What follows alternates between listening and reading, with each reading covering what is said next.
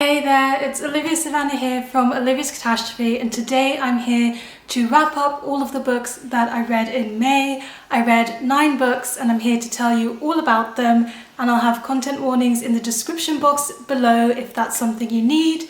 And without further ado, let's get right down to the books.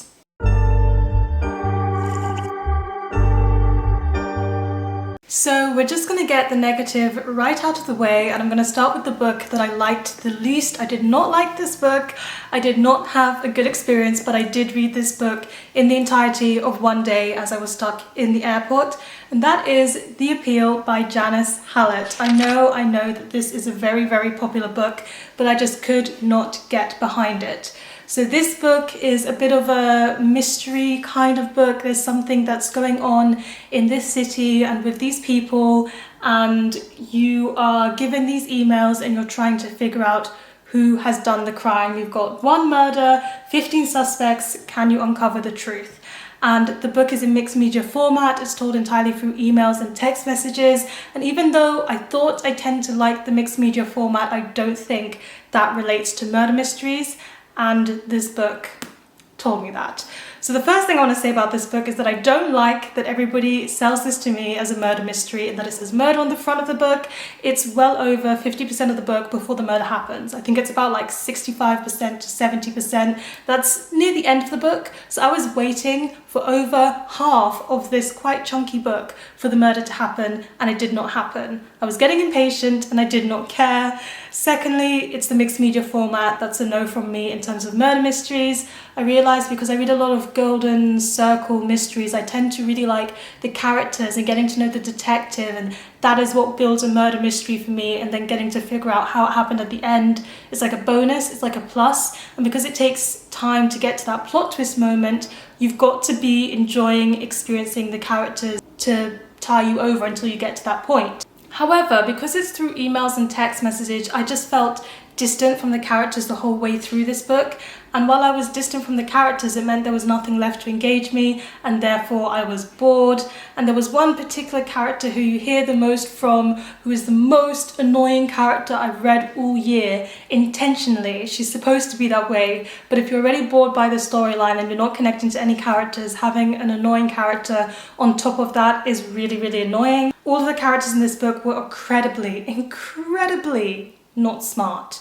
Not a single one of them had 2 brain cells between all of them put together. It was very, very frustrating, and the fact that they were so frustrating and they could not think for 2 seconds to figure out some of the silly things that were going on in this book incredibly frustrated me. So overall, I was bored. It was lacking characters. There was no character development. I predicted what the plot twist was from about the very beginning of the novel. I predicted who'd done it. I predicted all of the things that you were supposed to unravel. Predicted, which left me with absolutely nothing. This book gave me nothing. I don't recommend it, and I just found it incredibly frustrating. Then I continued on with reading a lot of young adult, as I've been doing lately, and I read A Very Large Expanse of Sea by Tahereh Mafi. I have read a lot of Tahereh Mafi in the past, but it's been her fantasy books and I don't quite get along with them, so I wanted to read her contemporary novel and see if maybe she's a bit more for me. And it was quite a mixed bag. I don't think I'm going to be reading any more Tahereh Mafi from here on out, but I didn't have a bad time with this one. So this one is set kind of recently after 9/11 is happening, and you're following a Muslim girl who wears a hijab, and she goes to a new school, and she's dealing with a lot of anger that she feels because of the way that she is treated, the islamophobia she faces, the xenophobia she faces, and she's just trying to be a teenage girl and grow up. And then she meets Ocean, who is this lovely guy, best character in the book. He's an absolute sweetheart, and he just wants to make the main character happy, but she is unsure if she can be dating a white boy with all of the xenophobia and islamophobia that she's surrounded with. And there were so many things that I think this book did well. I really liked what it said about anger and judging people, not only in terms of the racism and Islamophobia that she faces as a character, but also the way that she judges other people. And I thought all of the thoughts and all of the reflections on that were really well done. Ocean was just a lovely love interest. He was honestly the sweetest human being and the most purest person, and it was a joy to read about them And I actually quite liked their romance and how they got together and like how they figured things out. I quite liked it. I thought it was all very good. My main issue with this book is that it was a bit tell versus show. So she would even like step out of the narrative a bit and be like, oh, this character did this to me and here are the reasons why it's wrong. Rather than showing it to us, she kind of listed reasons why the racism and abuse that she was facing was wrong, which is good to like talk about it. And I do get that this is a young adult novel, so maybe for younger audiences you want to be a bit more straightforward, but I did think it was just a bit too much on the nose, especially for the first 50% of the book. And I do think this book really picked up towards the third quarter, the end bit, so it was a bit of waiting for it to really sink in and kind of hit home. So overall it was a good time. I don't think I'll be rereading it, and I don't think I will read more Tahereh Mafi, but I'm actually glad that I read this one. Up next we have The Great Alone by Kristin, and this was a 5-star read for me, a new favourite and my favourite book that I read this month by far. This was just a really good historical fiction, and I was in the mood to kind of dip back into the historical fiction genre, and it did it for me. It just lit it up. So this one follows Lenny and her mother, and these are just two, well, one's a woman, one's a girl. She had Lenny really young, and her husband has come back from the war and he's struggling with PTSD, and it's about them moving to Alaska, to the Great Alone, and what it's like when they do that. And honestly, it ends with us by Colleen Hoover wishes it was this book. If you've read It Ends With Us by Colleen Hoover, think of that subject matter, but kind of taken into this story and woven into what it's like to be in a more deserted place with someone like that, and also just set in history in a time where women just had less of a say than men did. And it just took all of those themes and just portrayed it in such a heartbreaking and in such a realistic way. It really showed the complexity of the choices that certain characters are making, especially when it comes to having children and that being in the mix. I really liked the way that it did some of the time jumps. We really see the progression over the course of Lenny's whole life with her mother and with her father and being in and out of Alaska. And I liked that it did time jumps. Often I can feel like they're quite a bit jarring, but I do think it kept the pacing going steady. Kristin Hannah's writing style is absolutely amazing. It immediately drew me into the Alaskan setting. It immediately made me care about these two women that we were following in this book, and seeing the mother-daughter relationship was absolutely beautiful, as well as seeing some of the other relationships that form over the course of this book, be it romantic or be it a friendship. It was just done so nicely, and the ending, it got me in the feels because I cared about these characters from the first page. So seeing where they ended up and why they ended up there, I was convinced the whole way through, and it was just a lovely book. I cannot wait to read more of Kristin Hannah's work. Then we have Excuse Me While I Ugly Cry by Joya Goffney. This is a proof copy, and this is what the gorgeous finished cover looks like. And let me tell you, when I went on a roller coaster reading this book, I really did. But the outcome is I really enjoyed it. So this is another young adult contemporary, and we're following a black main character who is rich, and she goes to this school and she has a journal, and in her journal she writes everything. She makes loads of lists, and some of them are very personal, some of them are just very flippant and funny. But one day her journal gets stolen, and then she's kind of blackmailed into doing one of her lists, and she thinks she knows who's done it. And she has to pair up with this guy that she kind of thinks is the hottest guy ever to try and find the journal. And the whole premise sounds a bit far-fetched, but it's a really good time.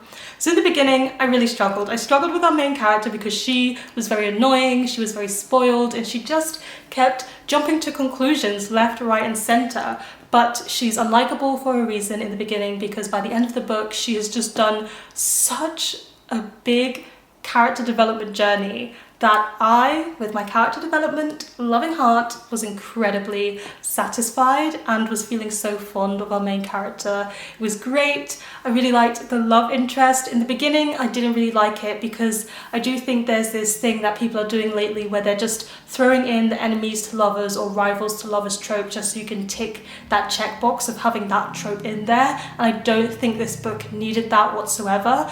But after we get through the whole enemies, phase. I did really like the love interest and the way that that relationship was handled, and it was really cute. It was really nice. It did the messy friendships aspect so well. I liked seeing some of the new friendships that were forming. I liked how things went with some long-term friendships that went through rough and difficult times. I thought the way the friendship storyline was handled and balanced was done very, very well. That said, there was one particular secondary character who was introduced to kind of create some tension in some certain relationships, and then just we never went back there. We never went back to the secondary character. Kind of fell off the side of the earth, and that was fine because it gave me so many other things. But yes, this book also really talks about a complex family dynamic, especially when it comes to father, mother, and her, the main character. And I was just impressed how the book managed to bring in friendship and romantic relationships and family relationships, and yet also have this plot that has to do with her missing journal. And it went in directions that I didn't expect when everything came together. I really thought I knew what was going to happen with certain storylines, but actually I didn't. And it's kind of rare for a young adult contemporary book to manage to surprise me. And yet this one managed to do exactly that.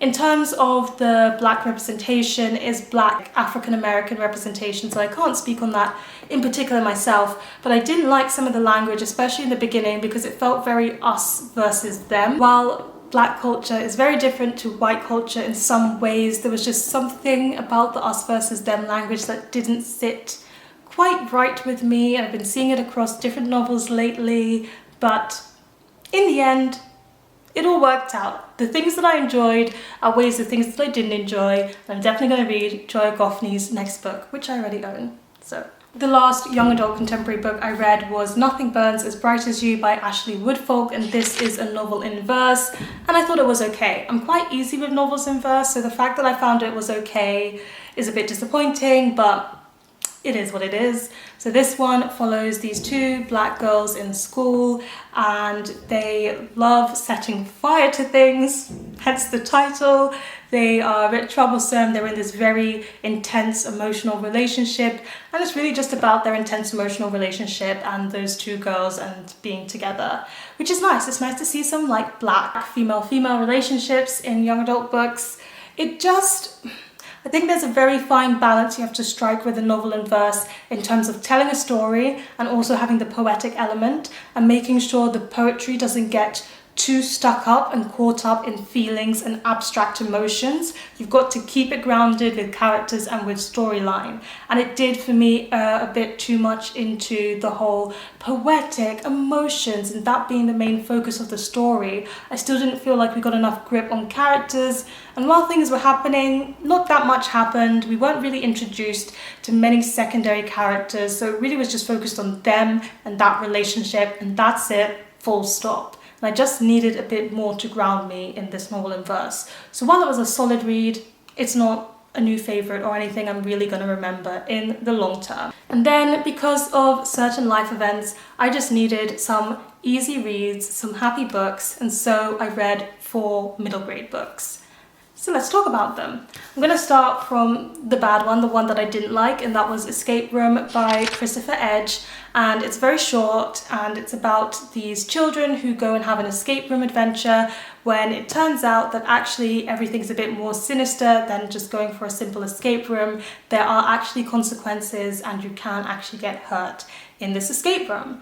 And it all sounded like a good time, and it was good fun, and we got to the end, and the end managed to ruin this book all by itself, because it was just a fun, not silly, but it was just a fun middle grade read that's in an escape room. And if you're a child who likes escape rooms, you probably would have loved this book. But the end, just suddenly they were like, oh yeah, this is a children's book. Let's put morals in there. Let's put messages in there. And none of the morals and messages that it tried to introduce within the last, 20 pages actually matched up with the rest of the story. Couldn't suspend my disbelief that much. It just felt a bit out of the box, a bit ridiculous, and I wish it just stuck to being plain fun. I also struggled a bit with the main character because she always wanted them to work as a team, and she was really getting on about how they needed teamwork to beat the escape room, and yet she continued to make decisions by herself and not consult anyone, so it just felt a little bit hypocritical. I read Fireborn by Aisling Fowler, and this is proof copy, so this is what the gorgeous finished copy looks like. I really loved this middle grade book, and it was so much fun. So it sounds like your standard middle grade fantasy quest. Our character is 12, she's at this kind of school training thing to become a huntling, and then one day their training grounds get attacked and her friend gets kidnapped, so she goes on a quest to save her friend, and she has to begrudgingly work with these people she doesn't get along with. So it all sounds rather standard, but let me tell you, this middle grade book managed to surprise me at every turn. I predicted some things, see age audience, middle grade, but the fact that middle grade could throw some things into the mix that I didn't expect was really fun, and it didn't end where you'd expect the story to end. It continued, it had more to give, so I was just having a good time all the way through. 12 is our main character, and she's struggling with grief and a lot of anger that she's harbored around the way that her parents have passed away. And over the course of this book, she really has to grow and develop to kind of work through those feelings of grief and anger. If you know me, I'm a big fan of reading about grief. So the fact that it managed to do that would also be a very fun, engaging fantasy read with solid world building and interesting magical creatures that they had to kind of beat and come up against. Really worked for me. It was a good balance of the difficult and heavy, but keeping it light and fun. One of my favorite things about this book were the friendships. I absolutely love when you go from characters who don't like each other to begrudgingly having to work together to possibly being friends, and you can see that friendship journey just happening across this book. And it was great because it started off with loads of really like angry banter between the characters, and then it just morphed into this group of solid people who actually cared about each other but didn't really know that they did. And it was such fun. I keep saying fun, but that's what summarizes this book the best. I thought the plot was solid, the world building was really good, and I really liked the friendships and the characters. I'm going to be reading the second book in the series, that is for sure. Up next we have Frankenstiltskin by Joseph Coelho and illustrated by Freya Hartus, and this is a middle grade book that's erring on the young side of middle grade. There's really not that many words on the page, and it's full of gorgeous illustrations that I really loved. I actually think the illustrations were my favorite thing about this, and these are kind of creepy fairy tale retellings with all black characters, which is really nice to see. And this one is not only a retelling but a mashup of Frankenstein and Rumpelstiltskin. It was very good. I think the more that I thought about this book after I finished it, the more I actually appreciated it and the way that it combined those two fairy tales and the artwork. And I also just really liked seeing a black vegetarian, or was it vegan, main character. That was nice to see. She was really lovely and kind of stuck to her morals all the way through the story. I'd never thought of taxidermy in its positives. I'd only really thought about it as a negative thing. So it kind of made me think about taxidermy in a different way and kind of changed my perspective on that. And you can't fault a book for what it is not sometimes. Sometimes you cannot fault a book for what it is not. I just really wanted the text to be rhyming. I thought if the text was rhyming, it would have just made this book absolutely brilliant and taken it to the next level, but that's not what the author chose to do, which is completely fine. It's still a very good story, but I couldn't help thinking about that while I was having my reading experience. All in all, a very good book, and I would recommend this to lots of young readers. I have a book that I just didn't expect to enjoy as much as I did, and that is The Great Dream Robbery by Greg James and Chris Smith. And this is a middle grade book about this dad who makes it possible to study dreams and go into dreams and takes the whole dreamscape to the next level, but then he ends up in a coma, and his daughter and some friends kind of try and solve his coma, because it turns out that someone is like hijacking his dreams and keeping him in a coma. And it's so ridiculous. It's so ridiculous that it's absolutely funny and a laugh and a very good time, because it has to do with dreams and sleep. If you can dream it, it can happen. If you can dream about karaoke dancing unicorns, it might pop up in the story. So it's just bonkers, and it's so much fun, and I laughed so much and smiled so much while reading this book. It's got some like drawings and artwork in it as well, and it's also got some of those playful fonts that you sometimes see in middle grade books, and it actually encourages reading this with a child or reading it with someone because it asks you to put on silly voices for certain sections or sing this certain song, and I thought all of that contributed to making it an even more enjoyable reading experience. And I did put on the audiobook just for 1 or 2 chapters because while I was reading it, I just got the impression that the authors would have such a fun time doing the audiobook, and I listened to like 1 or 2 chapters and it was brilliant. I want to reread the whole thing by audiobook. If you have children and it's like a bedtime story, you should read this one with them because it was just so much fun. And there you have it. Those are all the books that I read in May. I think I had overall a pretty solid reading month.